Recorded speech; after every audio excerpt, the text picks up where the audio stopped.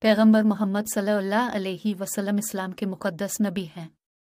وہ اللہ کے رسولوں میں سب سے بڑے اور آخری نبی ہیں۔ حضور نبی محمد صلی اللہ علیہ وسلم کی پیدائش ہجرتی عرب کے شہر مکہ میں ہوئی۔ انہوں نے اللہ کے ذریعے انسانوں کو خدا کی راہ پر چلانے کا پیغام دیا۔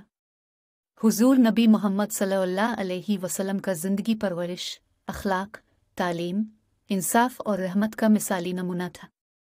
انہوں نے صداقت، امانت داری، محبت، شفقت، صبر اور تواضع کے فروغ دیا۔ وہ انسانوں کو ایک دوسرے سے محبت کرنے، انصاف کرنے اور اچھی اخلاق کے ساتھ رہنے کی ترغیب دیتے رہے۔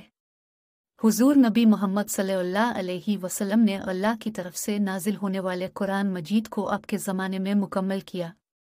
انہوں نے اسلام کی تشریعت کو انفرادی، سماجی اور دینی حیثیت دی۔